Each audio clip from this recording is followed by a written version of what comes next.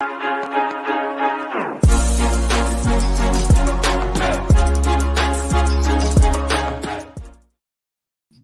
Madison, good afternoon. How are you?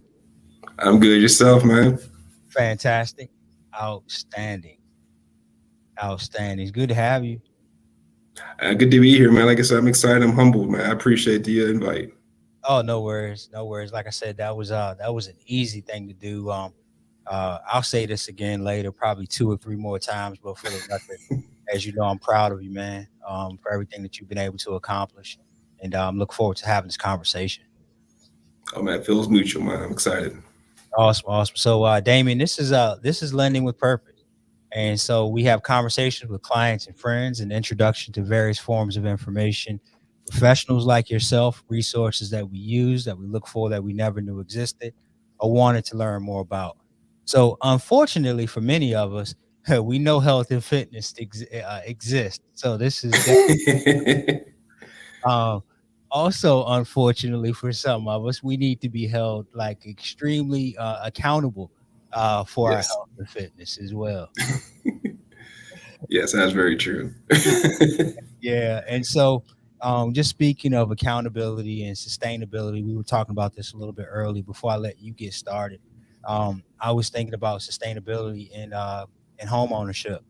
So everything that we do starts as well. At least I feel this way. Not everyone practices it, but uh, I heard someone say yesterday on the real estate side, the realtor's responsibility is to find the buyer a home. The lender's responsibility is to find a buyer a loan, which I was like, that was a bar because he was actually rapping. It sounded like Yeah, exactly. gentleman from Freddie Thought you Mac. spit for a second. Yeah, and it wasn't that kind of a meeting.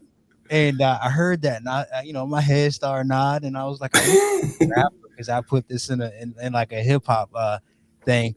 But with that, that being said, I think a lot of things that we do kind of start with a goal. You kind of figure out what a purpose is and the reason why you're doing what you're doing.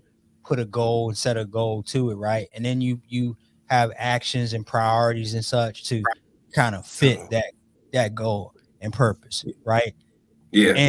And so at the end of it all, especially in home ownership, the biggest goal it's to get into it, but it's to actually keep it, right? Right. So Right. once you buy a house, you own a house and whatnot, the whole goal is to keep it so that you can continue to live there with your family or whatever it is that fits your purpose and your strategies, so to speak. And so that's what I think we're going to be here to talk about today. We're going to get off on likely some tangents and talk about a few other things, but it's big in your world for what you do is to have sustainability. So, Damien, with that said, go ahead, and you're going to do a much better job at introducing yourself than I.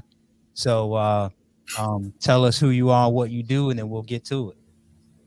Yeah. So, like I said, Damien Madison, owner of Prominent, go by Prominent.Fit. What everybody hears as far as our gym's concerned. A functional fitness gym. Like I said, it's a little different than what you see as far as Lifetime or One Life because we are strictly about small group training. We want to make sure we tell you where to go as far as fitness, what you're doing every single day. You walk in, you have a plan already set in place for you. The best thing about what we do is that we are going based on your individual goals. People tend to get intimidated by fitness because they'll go to a Lifetime or a One Life or these big box gyms and not know what to do. And so I take pride in having a plan for them. So they walk in, they don't have to worry about what weights to grab, what exercise they're going to do that day. They just come in for an hour, get a great workout in, feel great about themselves, and then go about their day. So that's who I am in a nutshell. That's who our gym is in a nutshell. We're basically a community. We started out as a CrossFit gym, which I still love CrossFit. We still do that as a methodology, but we decided to rebrand ourselves to be our own gym, instead of being part of a larger organization. And that, like I said, because we're local, we're going to stay local. We're always going to be local. I love the fact that we are local because we're all about the community that we're in, and not about some international brand that's trying to appease everybody. So yeah, that's me. That's Prominent in a nutshell. I always tell people it's easier to, say You what? can't get off that easy. You in a nutshell. You Well, yeah. bro, you a husband. Well, yeah, You got a big dog too, I think, right? yeah. I got a little Rottweiler. He's a big old baby, man. I tell you. A little Rottweiler. So yeah, so that part, yes, I am a husband, a father of one with two more on the way. I like I said, I got this Roddy that, like I say, he thinks he's a little kid. He's hilarious. Like I say, he always has something different from me every single day. Obviously a son, a brother. Like I said, I'm a person that takes pride in helping people. Like I said, before I started the gym, you notice I was in the financial world. Started out as a small business loan officer, then went to mortgages, and then after that, just kind of moved on. It's funny, actually. A quick story: how I got into Prominent was I became partners with my brother-in-law, sister-in-law, and my wife. And these four, I was the last person that wanted to start the gym. It was one of those things that I didn't feel like that was my thing. Was starting a business was investments. Like I said, I came from lending, financial, as far as building, stuff like that. I wanted to invest in property and that be my business. My wife, Caroline, loved her to death. She loved CrossFit when she got it. Like, she fell in love with it. She was like, it's a great thing. Found out the area we're in, they didn't have a CrossFit gym in this area. So she basically talked me into saying, hey, just start this gym. We'll do a great job. The rest, like I said, started doing it. I'm one of those people that if I'm going to do something, I'm going to be all in. And so when we started this gym, I started researching. I started making sure we're doing things the right way. And the next thing you know, the rest is history. I started falling in love with running a gym because I was helping people. That, like I said, everything I do is helping people. Whether it's selling homes, whether it's starting a business, whatever it is, I want to help people. So when I was able to help people in the gym world, I was like, okay, I'm in. I'm all in. So after that, rest is history. I'm the one that's still pushing this thing forward, and I can't wait to help other people move forward. It's exciting. So you were the last one in. You're forever standing. Exactly. It sounds like that. That's great, man. So real quick, tell us. So I was gonna ask you how you got started. I like that. I love that story, actually, because you came from an industry they said that no one ever leaves. Yeah. Because you were doing mortgages. I do remember that. And to me, honestly, I was what was the word? I was surprised too when I heard that. Like, our friends, we have a bunch of mutual friends in common. Yeah. Damien's opening a gym. I'm like, loan officer? Damien's a loan officer. I know he's physically fit and he's, an athlete and all this, but he's opening the gym. And they're like, yeah. And then I'm like, okay, cool. And then I saw it come up, and I've seen your storyline over the years. It's been really cool, the community that you built. And so I want to talk about that. Like, your community is really awesome. You train from what I've seen, and you can tell us more about it, obviously, but your community that you built have been like young professionals that are coming in as well. But then I saw you not even really pivot. You've added services to support like high school Yes. athletes too, as well, to enhance their performance. And then it seems like you're even on to something else now as well. But tell us about that. Like, tell us about your community and how fitness and the nutrition fits into your community. Yeah, man. Our community is super diverse. What I mean by that is that we try to be as organic as possible. When we first started the gym, we really didn't have what they call an avatar as far as what the perfect client was for our gym. We just wanted to help people, So our mindset was what we do is good for everybody, and we've learned that. I mean, granted, just any industry, when you start something, there's always going to be a small sector, small mindset of people that you just can't help. Whether it's poor credit on the lending side, or people that just want to be in fitness but they don't want to be in fitness. So those are the only people that I feel that we can't help because mentally they just don't want to go over that wall, go through that barrier. But yeah, I mean, we started out, like I said, helping parents, helping kids. And I'll give all credit to actually my brother-in-law, who actually started the kids side of things, because we always talked about being former athletes, all the things we wish we had when we were growing up and trying to become the professional athletes that we all wanted to be. So what we did, he actually created an idea of, okay, well, how would we create a youth program that gives those kids the things that we wish we had when we were their age? So of course he was big into, and Cody Smith, I'm gonna give him a shout out for Cody Smith. He was big into track. He was big into football, and that was the main things we started with. And of course now his son is killing in high school football right now. But we started there and we grew to now his daughters are in soccer, so we added soccer and other sports into it. But the main common denominator in all these sports was body control, agility, speed, and strength. So now, fast forward, like I said, when we rebranded, he's actually moved on to focus on his kids and their development. Like I said, they're in middle school, high school now, so he wants to focus more on them. My next steps now is just really focusing on the program of same thing, body control, strength, and agility. So these kids can translate that to whatever sport they want to do. And even if they're not playing sports, like I said, it builds confidence, it builds self-worth, so we want to make sure that these kids, no matter what age they are, they're able to not only take care of themselves physically, mentally, improve themselves, and just be appreciative of what they have as far as to offer to the world. Because a lot of kids now with social media and all this other stuff, they get beat down from all these outside sources. So we want to have them come into this gym and be a place that uplifts them and makes them understand that they're worth more than what they think they're worth. That's awesome. Hey, let's go deeper on that. So tell me about that. So I'm a parent. I want to engage my kids with your program, your gym, right? Number one, what's a good age? And then number two, what's that look like for them to be involved? Let's just say they're not even really athletic. Yeah.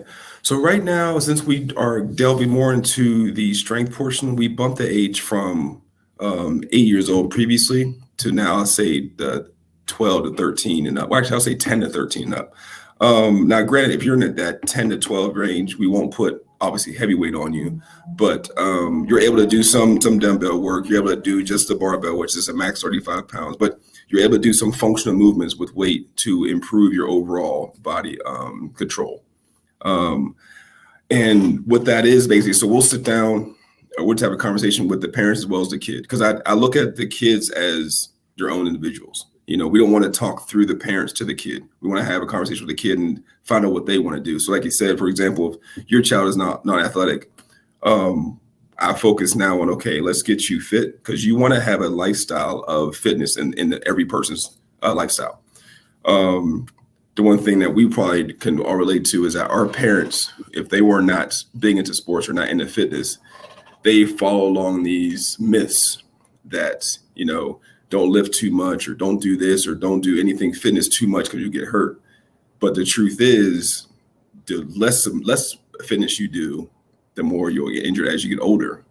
So if we instill that into our kids early, they'll understand how to modify or moderate how they do things and keep themselves from getting injured when they get 50, 60, 70, and whatever it is. So that's the one thing that we talk to the kids, help them understand that, and then find out what their goals are. They could be, hey, I just want to look good. I got this friend that thinks I'm cute, so I want to work out and make them like me more. Or maybe they just say, hey, I want to feel confident when I go past the football team, and not feel like I'm about to be bullied. So it all depends on what their goals are. But once we understand that, we get connection with the kids and just make sure they have fun. Like most of the kids now, they just come and they'll laugh, we'll joke, we'll have a good time. Next thing you know, an hour's gone and they got a good workout in. That's awesome. I'm not going to let my son listen to this one. He's actually a pretty athletic kid, and he's all in on basketball, like all in. And I'm like, son, okay, you got to play some other sports. Like, I've had golf lessons, and we'll try to get out to the driving range and things like that. He was a good little baseball player. He stopped playing that, and he just is like, if he don't make it in basketball, it's just not gonna happen for him and whatnot. And I'm just like, Yeah. and he wants to do all these workouts, basketball workouts and stuff. And now he's been sending me videos on Oh. agility drills, and I'm just like, Oh. you know what that means? That means I got to get involved Yeah, somehow. exactly. And speed and agility drills. Yeah, exactly. So yeah, that's a lot of work. Yeah, it's a lot of work. But no, he could use something like this. But all right, so here we go. Now let's get into the adults. Okay. I want to engage with you, and I want you also to talk about your community, because your community is amazing. Like, it seems like that y'all are one big family. Mhm. You know, in your community, it seems like everybody's trying to also, but and it starts with the leadership, because you're bringing this positivity in here, and you said your part of your mission is to uplift everybody anyway. But it seems like that Yes. that's been contagious in your community, because when I see your stories, I see the people in there, even though they're working their butts off and it's hard for them and they're in agony, they still have a grin on their face, or they're smiling, or Yeah. they're trying to help each other out. So tell me about, because fitness is daunting, like working Yes. out, like it's daunting. And even to be able to stay on a schedule, like in regards to nutrition. So first part of this question is, tell me how or what it looks like to engage as an adult with you in regards to fitness. So engaging with me as far as fitness is, I try to remind people that they don't have to be intimidated by fitness. I remind whoever comes in, because I get it a lot, like, oh, I'm not ready for this, or I have mutual friends that we can laugh at later, is that they'll say, I have to get in shape to work out with you. And I laugh. I laugh because that's like saying, I'm going to eat healthy before I start eating healthy. It doesn't make any sense, So I just tell people, listen, I meet you where you're at. I tell them, like, my favorite members right now, one of them had multiple knee replacement surgeries. Another person had a fused back because they were in the military. So it's like, you don't have to be in perfect health. You don't have to be in perfect shape. It's just start, and we'll go from there. And so that's how our community became what they are, because everybody is being accepted for who they are. So then they accept others for who they are. And they realize, granted, there's competition, but it's all friendly competition. The one thing when we first started the gym, and CrossFit's innate about being competitive, and competition is not bad, but there's certain people that get intimidated by it. And I want to make sure that they weren't scared off because of that one aspect of the gym. So I always try to keep the competitive nature, but at the same time, interwove it into the community in different ways. So one thing is, some people just like to come in, try to be the first person to get the workout done, and that's it. That's wonderful. Other people that aren't really caring about that, and they're just trying to get in shape because they're 50 or 60 years old, they need other motivations. So then we start really reminding them what they're here for, whether it's a goal as far as losing weight, or as far as to rehab from into surgery or injury, or some people just love to come in and work out with other people. So I don't want to scare those people off either. So the whole general thing is that I remind people that you're here, we accept you for whatever you want to come in here for. And we'll compete, we'll have fun, we'll talk trash to each other, whatever it is. But at the end of the day, whatever you're here for, it's okay. Got it. So we just come in. Go ahead. No, can I eat badly? All right, so I come and I work out with you in the gym, but I eat cookies badly every single day. Is that a winning strategy? Not every day, no. Now, what I say is, I'll tell you all the time, like, for me personally, I'm not going to sit here and tell you that I eat salads and grains and stuff every single day. I have a pizza, I have some chocolate or something like that, but it's all in moderation. So once people understand what the moderation, like, you can't go and eat a whole bag of Cheerios and think it's okay. You got to be able to have, like, I had that problem actually in the beginning, and I'll give this to, once again, my wife. She's big into nutrition. She got me big into nutrition. And the thing is, you can still have your favorite foods. It's just how much of it that you're going to have, So you can't sit here, like I said, you can't have your favorite candy bar every single night for dessert, for dinner, maybe once or twice. And that's another thing I instill too, is I'm not a big fan of cheat meals, because cheat meals ingrains this mindset that you're cheating on your diet. the truth is you can have the same stuff you had before you start working out. If you keep it in moderation, you reduce the portions, and then you increase your activity, you'll see results.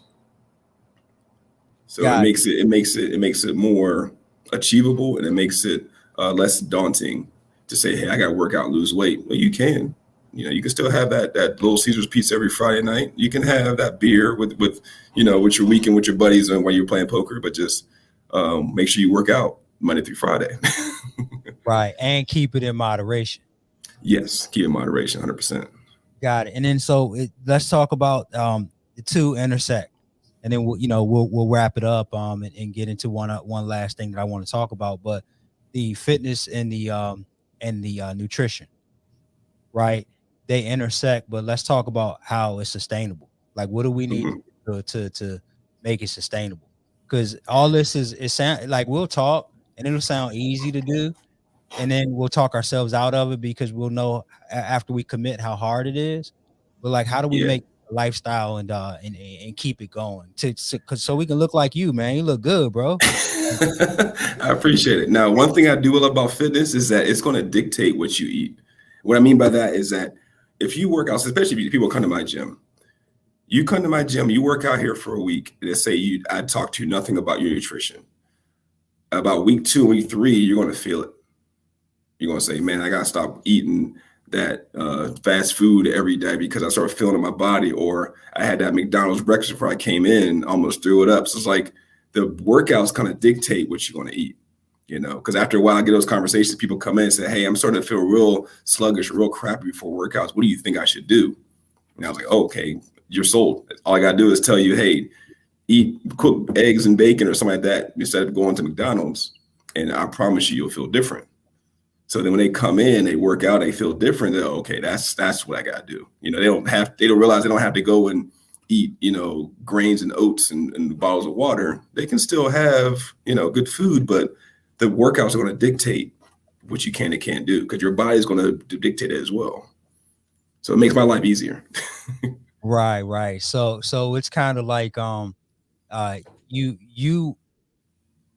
was a quote: a man convinced against his will is of the same opinion still. So if you beat them up with the nutrition piece over and over and over again, it's not really their idea.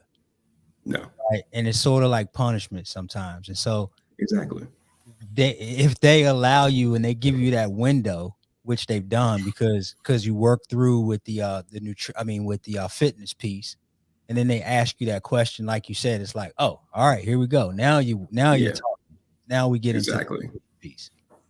All right. Exactly. And then do you all do like you do meal planning, I think, right? Don't you have like some programs that I know you used to do that. I'm not sure if that's still a part of what you're doing.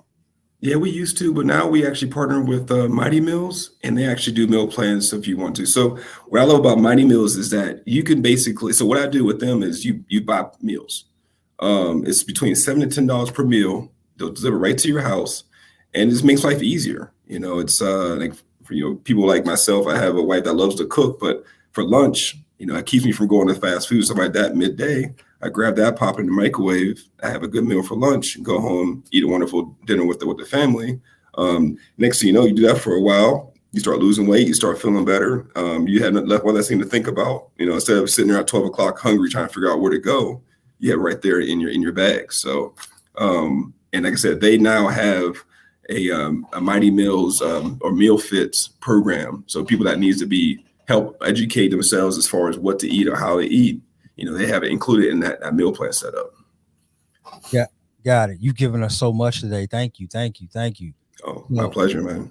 So this is $1 million question right here. This is the one that I haven't gotten a chance to talk to you much about it. But so if you're okay with discussing it publicly, I would like to talk about it. Like, COVID happened. Obviously, we all know the pandemic happened, and I know that was a strain on many businesses like yourself that had to deal with one-on-one interaction with people, and you kind of got to be in there to get that kind of training from you because I think it's probably a little bit different to do it virtually. So a couple things, how'd that affect you, and then tell us about this pivot that you made to the new change. Oh man, so it affected us greatly. It actually So, like I said, there was four of us in the beginning. Beginning pre-COVID, there was four owners. Now it's down to two, and the two is myself and my wife. The good thing is it didn't mess up a relationship. It just allowed us to forced us to kind of sit back and reevaluate the business, what we wanted to do moving forward, and how we want to attack the rebranding of Prominent. Like I said, before that, we were CrossFit Prominent. Now we're just Prominent. Other stuff happened prior to the pandemic that caused that to happen, the Black Lives Matter and stuff like that. And that's probably another conversation I had before. But with COVID, it forced us to shut down for a couple months. It forced us, which this basically solidified our great community. Our community stuck with us the time we were closed.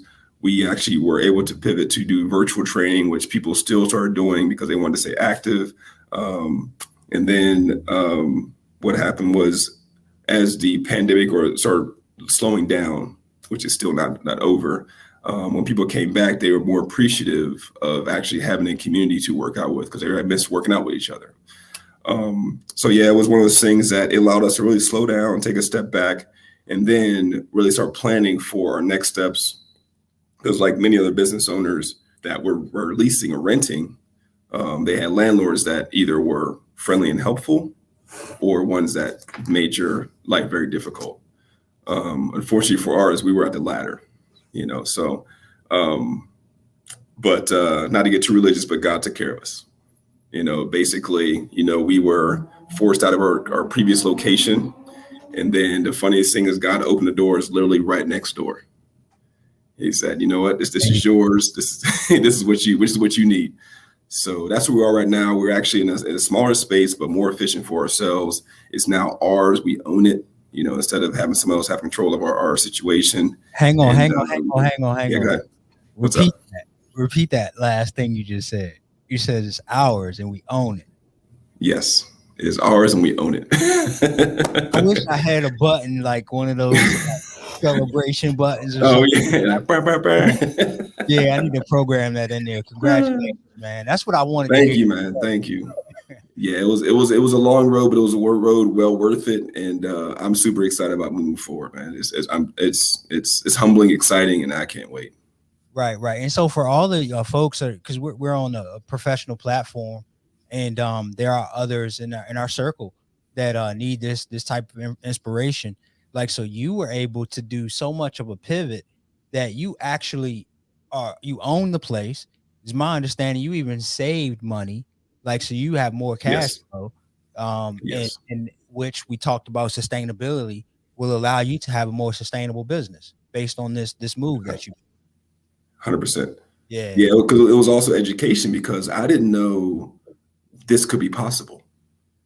When we started talking to our mutual friends about just the possibility of owning, because the owner of this building was walking away. It was like they're downside, they're consolidating, so they had the space open. So we start running numbers, and it's like, are you serious? Like this is going to be happen? So when it started coming together, I'm like, even today, I'm still in disbelief. It's like, and I think it goes back to the financial education of our culture. Understanding what the possibilities are, understanding what's out there for us. Like, we talked about offline about I had no idea, like when you decided to do your pivot to Fortis Mortgage. When I first saw that, my assumption was, oh, you have to be a millionaire to get to that point. And like you said, like, no, it's less than you think. But the lack of education, lack of understanding that opportunity is there hinders a lot of us, especially in the minority community, because we're not provided that information to even think about that or even put that as an option.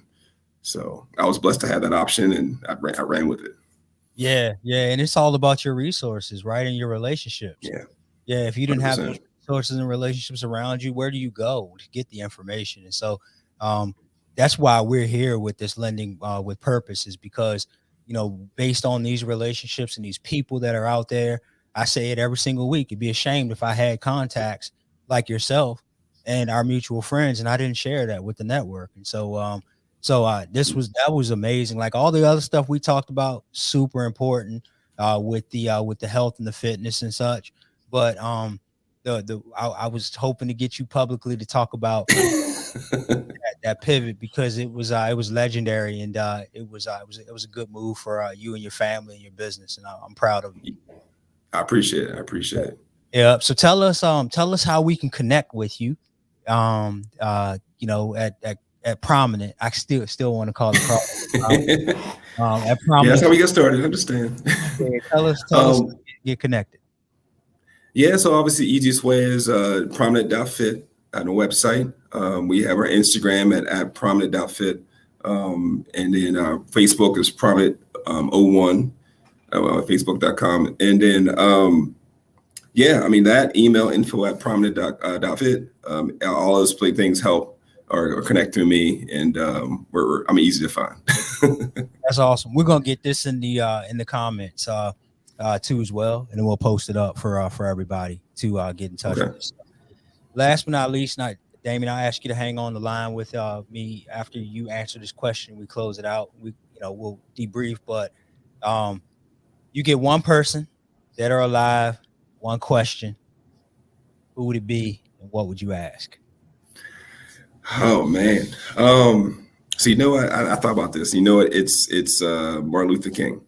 All right. And the reason why is because I want to ask him, number one, what was the turning point that had him go from just being a pastor or preacher to trying to improve the lives of every minority in the nation?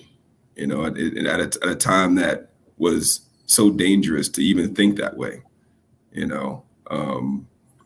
So it's one of those things that, like, me personally, always trying to help somebody, always trying to help people. I don't know if I'll be strong enough to take that leap, knowing that I could affect myself, physically, take that sacrifice to help others that much. That's a great question. It's a really good question. A lot of us, sometimes we play it safe. Play it real safe, and we don't have the purpose and the passion behind it. So that's an amazing question. Too bad we can't get that answer from him. Yeah, no, unfortunately. But that's an amazing question. That's and I love this asking this question, Damien, because it brings great perspective when you're talking to people, to kind of see where their head is. And this whole time, your words that you've spoken, this question actually aligns with everything that you talked about. So yeah, man, I really appreciate this. This made my day today. It was great speaking with you. Everybody, if there's anything that we can do to help you, support you in any way, please don't hesitate to reach out.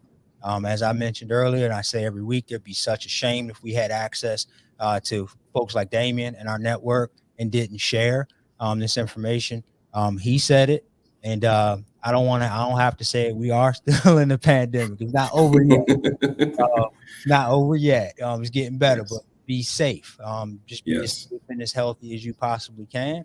And we'll see you next week. And thanks again, Damien. I appreciate you. Oh, my pleasure, man. I greatly appreciate it, as always, man. I'm humbled.